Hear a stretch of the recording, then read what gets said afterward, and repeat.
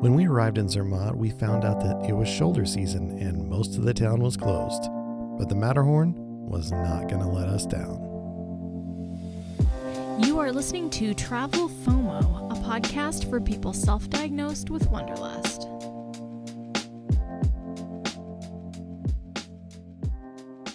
Thanks for listening to the Travel FOMO podcast. I am Jamin and Hilarie, and I'm here with my wife and fellow hiking enthusiast, Hilarie. That's right. And we are in Switzerland right now on our journeys that we are documenting.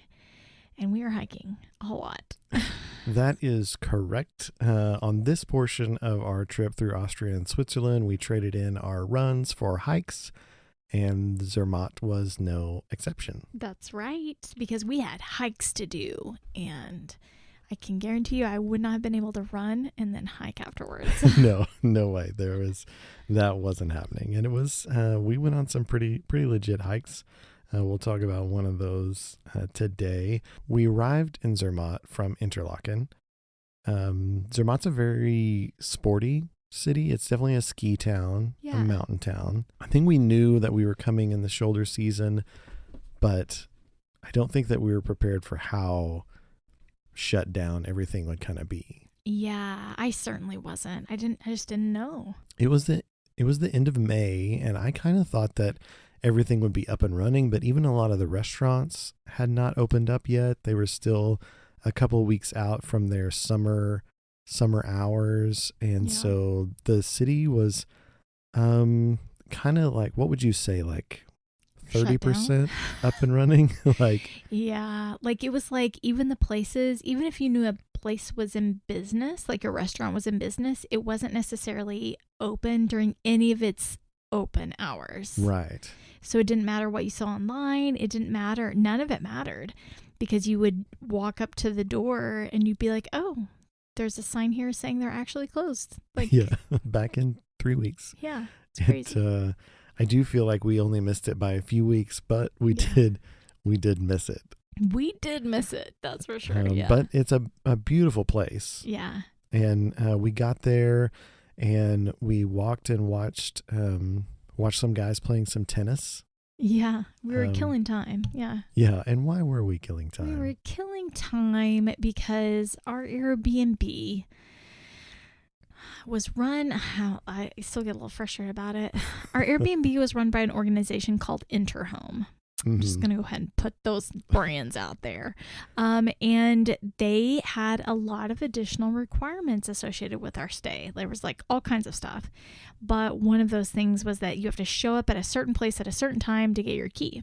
Right. So it was like, okay, like when we were like trying really hard to make sure we showed up, like we got to town early so that we could get there at the exact time they wanted us to meet. It was just a lot of specifics. And, yeah, and then one of those specifics was you need to check in at exactly this time, and we were killing time waiting for that hour to appear. So we're watching these tennis players, and then we're like, it is blazing hot. Surprisingly, it was really, really hot, and we're like, let's just go to that location, that address they said, and we'll just be there early in case they are too. Oh. We arrived at that location, and it was, in fact, their offices, which were closed, which on the front door were instructions on how we could get into a lockbox and get our key and all of our information. So the whole meet one of us at exactly this point at this time wasn't even a thing. We could have arrived the night before, I'm guessing. Like, I'm not even kidding. It was like so frustrating.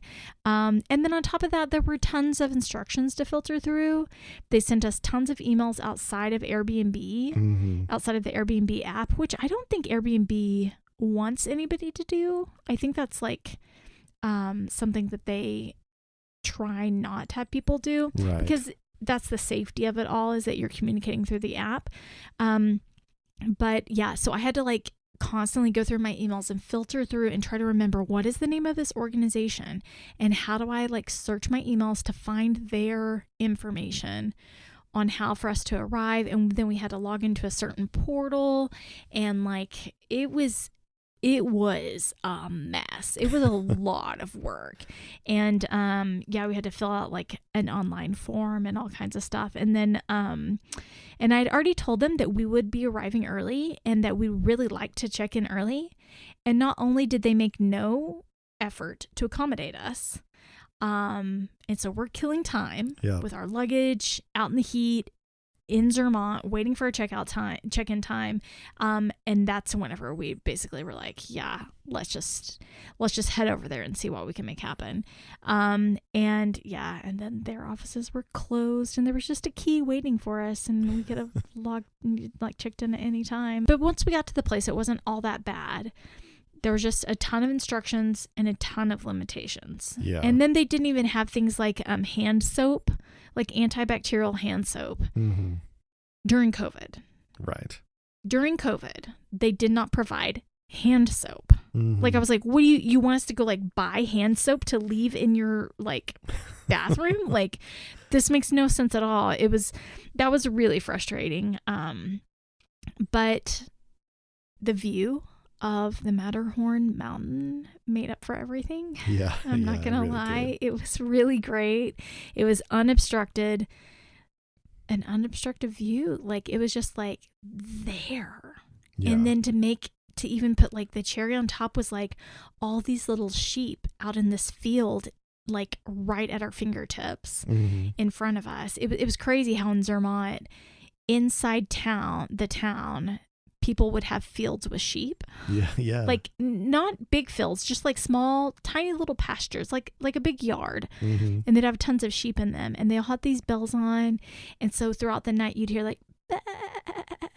And then you'd hear like, dun, dun, dun, dun, dun, dun, dun, dun, and all their little bells going off. And it was the most peaceful thing, like seeing and hearing those sheep.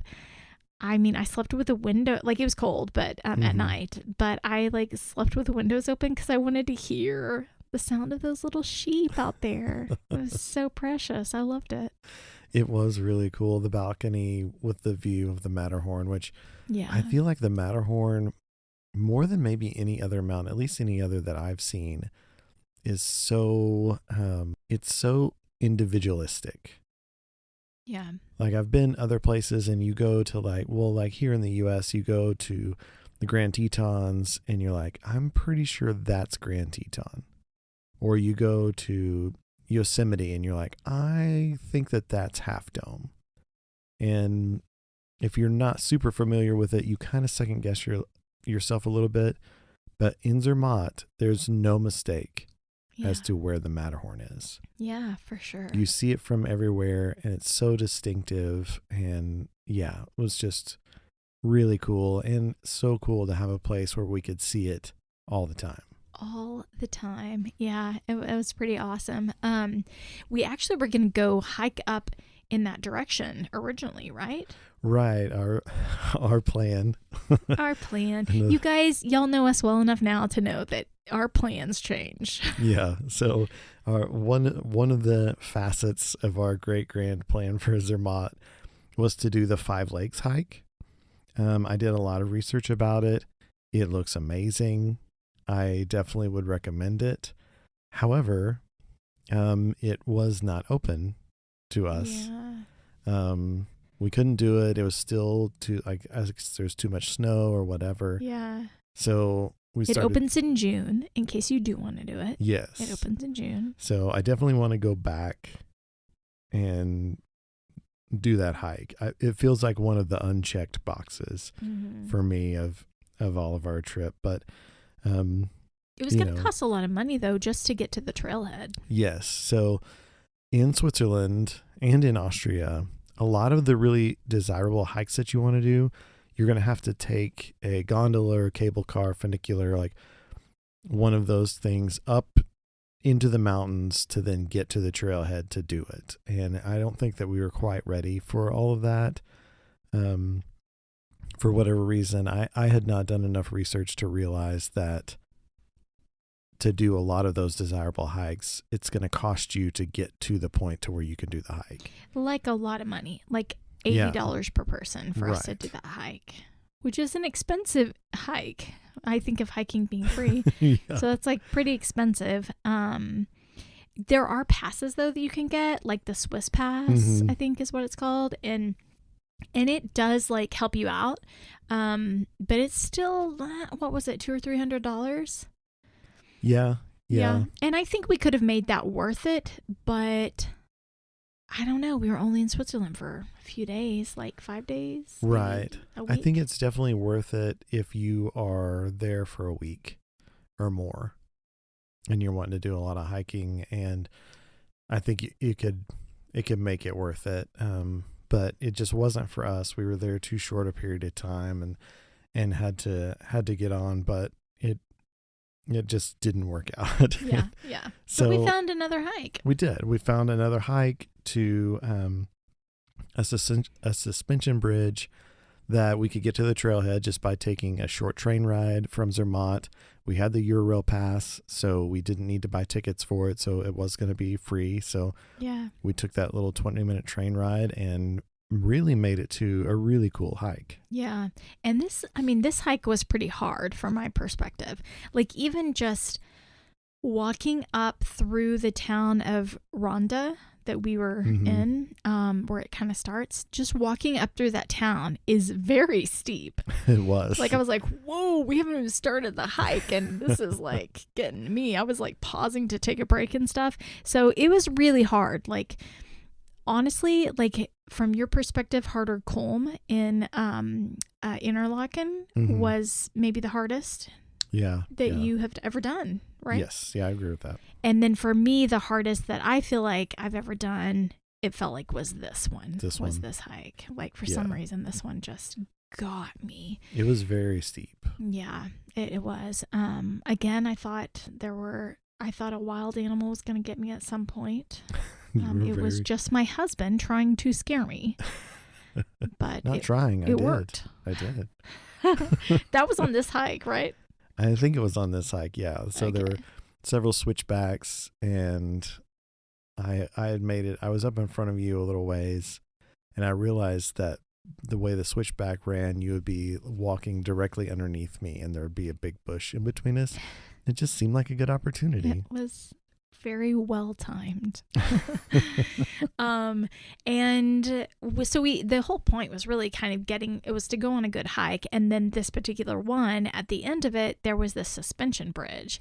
And you can make a loop where you go across the bridge and then you loop back around and you end up in the same spot. But we decided not to do that because the suspension bridge was pretty intense.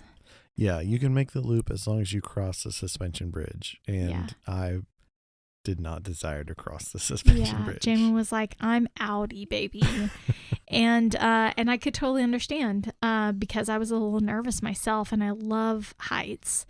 This is the third largest hanging suspension bridge for pedestrian use in the world. So imagine walking across any suspension bridge. This is the third largest in the world. So it's pretty big. It's pretty high off the ground. It's very long. It takes 10 minutes to cross. It's 500 meters. It's called the Charles Kuonen Suspension Bridge. And it replaced one called Europa Brook, which had been damaged by a rock slide. So that makes you feel really good. Yeah, nice and safe. Oh my gosh. But it was really unnerving. Like, it was like, okay, I'm going to go. So then the plan was, Jamin's not going to go. I'm going to go across the bridge, but then I'm going to have to come back a second time to finish the hike back down with him to kind of retrace our steps. Yeah. So it's like double whammy.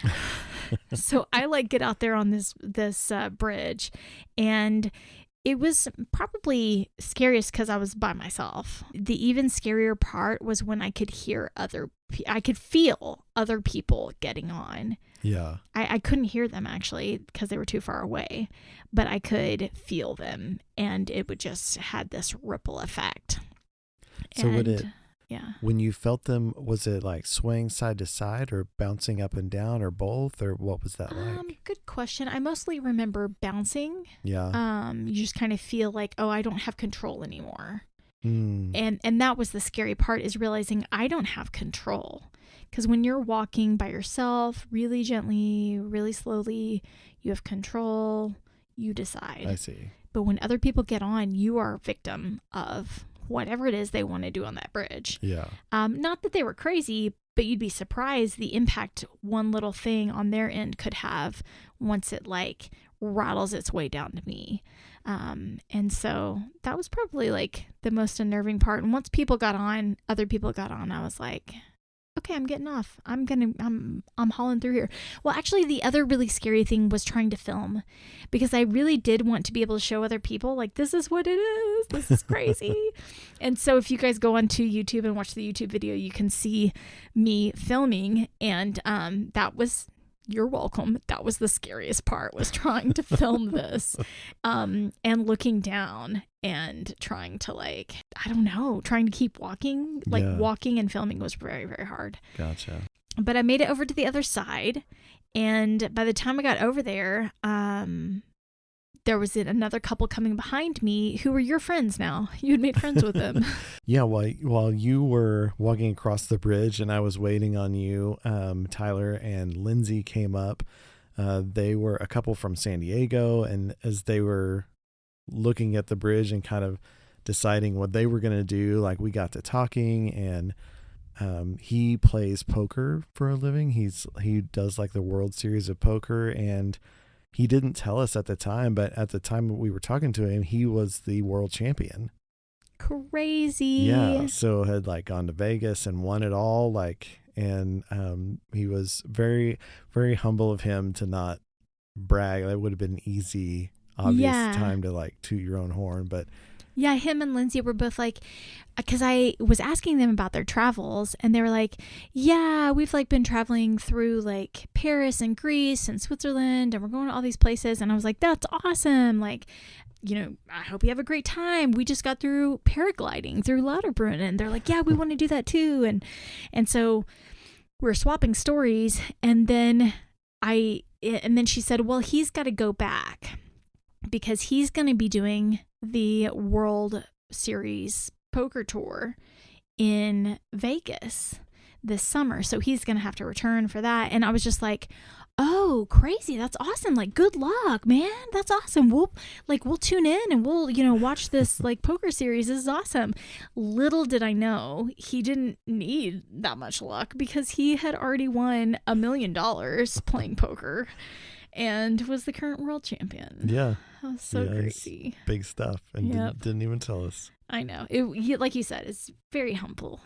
Very humble of them to not be screaming that from the top of the mountain. Right. My gosh. Yeah, but they were super cool and fun to talk to, and just a cool way to meet somebody like up in the mountains of Switzerland. Yeah. Is there something you know about that revolutionizes the way you travel? Can it solve problems and help people around the roadblocks on their adventures? Is it just plain cool? If you have a product like that, we would love to tell people about it. Get in contact with us, and maybe next time we'll be talking about your product right now. The other big thing to do in Zermatt is snow skiing. Right. And I was super excited about that, because it's one of the only places in the world where you can snow ski during the summer, like all year round. Yeah. 365 days a year. Very excited about that. That was definitely my plan. It was going to be an expensive plan. So you were like, I love you, but I don't love snow skiing that much. So, I was like, okay, like, I'm going to go up there, I'm going to snow ski. Like, the really cool part about it all is that, like, you can snow ski from Switzerland into Italy. Like, you can switch back and forth into countries. And I just think that's super cool. Yeah. And ever since I was a little girl, I remember doing a geography, I think it was 7th grade. I did a geography assignment, and I was assigned to do a report on Switzerland, and I loved it. And from that point on, all I ever thought about was coming to Switzerland and skiing in the Swiss Alps. And I always wanted to do that. And so I was like, I am going to do that while we're in Zermatt. Yeah. By God. And that morning I woke up and God said, no, you're not. It was raining really hard that morning. And I honestly didn't have the best snow skiing attire because it wasn't exactly a snow skiing trip. It was like a 3-month trip to Europe. So I didn't really have anything waterproof or gloves or anything. I could have rented some stuff. And I could have rented the equipment and everything. But it just kind of adds up. And then you've got like a ski pass. It's like $100. And then I would need like transportation because I can't haul all of this gear. There was just a lot to it. There was a lot. And when I arrived to pick up my equipment, because I'd already reserved online, and I went to to pick it up, and the guy told me that everything was closed. Like the rain was like just like prohibiting anybody from skiing. And so he said, it might be open later that day if you want to go ahead and like rent your skis and stuff. And I was like, maybe I might be able to snow ski later today. Like, no, I'm sorry, that's not good enough. I'm not going to spend all this money to like maybe do this. And also it was different because like it wasn't as if I was like going to be there for 5 days, So anyway, I ended up being like, you know what? I think I'll pass.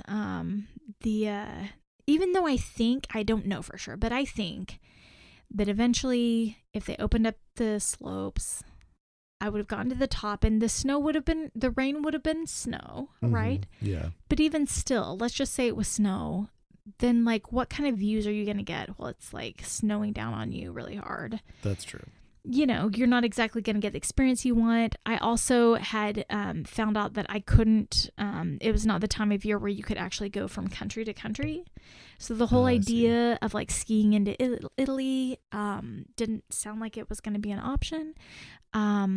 But anyway, so I ended up like deciding not to go. And the guy at Matterhorn Sports was not very happy with me that I wanted him to give me money back.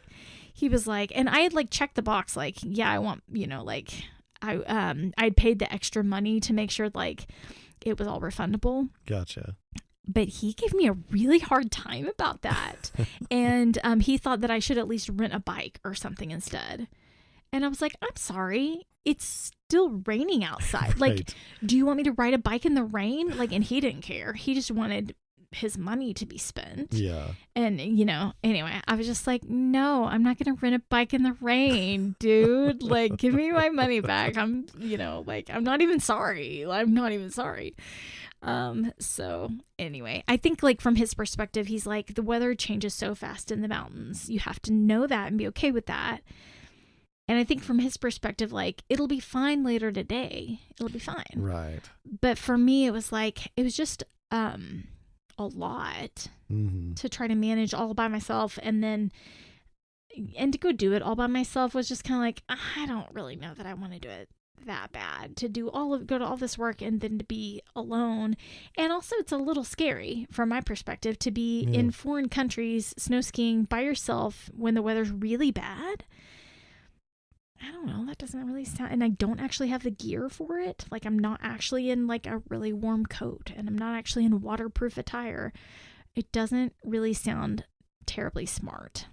So yeah, I remember feeling really bad for you, like particularly when you came back and you're like, no, the rain, everything shut down, and it just wasn't working out. Yeah. And I felt bad for you because that was one of the things that you had really wanted to do. And yeah. So hopefully we can go back and make it happen. Christmas in Zermatt.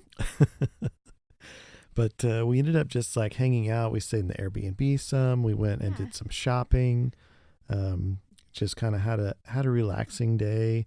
We wanted to have raclette, which is it's basically like melted cheese, typically served with potatoes. And so they have like a wheel of cheese in this heater, and they heat the cheese up and just like scrape the melted cheese off onto a plate and you eat it, which sounds amazing.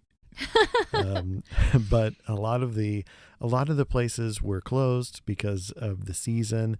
And the one place that was open that served it was pretty pricey. Yeah, it was really pricey. So we were like, I don't know that we can pay a lot of money to eat cheese. Yeah, potatoes and cheese doesn't have to be like $100. Yeah, so we opted to go for a little bit more affordable option and went and had some Italian food. It was actually really good. Yeah. The service was great, so we did that.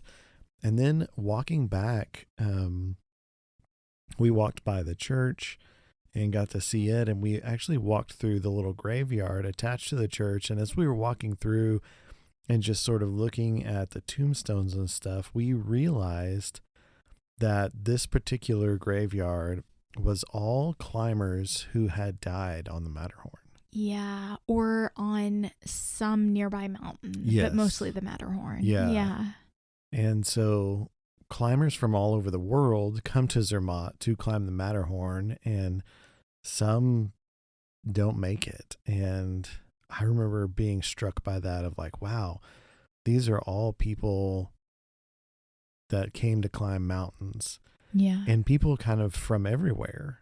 Mm-hmm. Like that they didn't, for whatever reason, their bodies weren't sent back home, but they were buried there in Zermatt, which if you think about you having a hobby and you go to a place for your hobby and you don't make it and you end up getting buried there, and like how into something you have to be for that to take place was really striking. Yeah, and I think like in most of those cases, I think it's because they like fell from the mountain or their bodies could not be recovered. And so therefore, like, it's in a way, it kind of felt like they were being honored here with a tombstone, but then also they're honored because their bodies are somewhere in Switzerland. They could also have a grave site in their own hometown. Yeah. But yeah, that was really fascinating. And then seeing that some of them were Americans. There were people from like Colorado. There was a guy that died on the Matterhorn in 1955, Vernon Allen Crawford Jr. I like specifically remembered his name by like taking a picture of his tombstone. And I just think it's crazy. Like it's crazy how badly people wanted to climb it, you know? Yeah, that it's such a significant mountain that just calls to people that do that, and for something to like pull people from all over the world is pretty impressive. Yeah, for sure. It actually like made us go look up on Netflix different things that we could watch about climbing, about rock climbing. Yeah. And we ended up watching 14 Peaks. Which if you guys haven't seen that, it's a really powerful documentary about a guy who climbs 14 of the biggest peaks in the world in a very short amount of time. Yeah. And what it takes to do that is pretty incredible. Yeah, like a whole team of people. It's pretty interesting. The last thing that I remember about Zermatt was like that last morning when we woke up. And there was the sound of like sheep like calling out to each other like bah, bah, which I just love. And their little bells were ringing, and the Matterhorn was actually nowhere to be found. Gone. Which was crazy because the fog had come in and it just completely covered it, and you would never know it even existed, which was really crazy. Yeah. Yeah, we didn't even get to say goodbye to the Matterhorn, which we'd just been staring at it for days at that point, because everywhere you go in the city, you see it and you just stare at it. Yeah. And every photo, it's in all the photos, and we had a relatively early train, like 8-something in the morning, and so we had to leave before we even got to see it again. But I will say that view from our balcony and the sound of those sheep talking to each other and the bells on those sheep, I was like, this is heaven. Like, I really think God had something to do with this scene right here. It's pretty cool. It was really, really cool. You're gonna definitely want to go check out the YouTube video for this one. You can see the sheep, and I'm pretty sure we got some video where you can actually hear the bells and the sheep. It was really cool to be there, even though our plans didn't work out and we didn't get to do the 5 Lakes hike and you didn't get to ski. And so a lot of the reason that we came there, like we didn't get to do those activities, but the Matterhorn and being in the city is just such a great place that it still was an incredible stop. Yeah, for sure. It was awesome. You guys can go check out that video. You can also like find us on TikTok, YouTube, Instagram, Facebook. We're out there. If you have been to the Matterhorn, well, first of all, if you have snow skied around like the Zermatt area, I want to know about it because I just think that's so awesome. I just think that sounds amazing. I would love, love, love to do that. So share your experiences, tell us about them, and then we can, live through you and then plan our next trip. For sure, yeah. Because we'll be back. It's definitely one of those places that we were like, we want to come back. We want to come back in the winter and ski, and we want to come back when it's really summer and do the hikes. And yeah. All of it. Yeah. All of it. Despite all the things that went wrong, it still felt so right. And I hope you guys are able to go out there and experience everything. And even when things go wrong, still enjoy yourself because life is short. Wander well.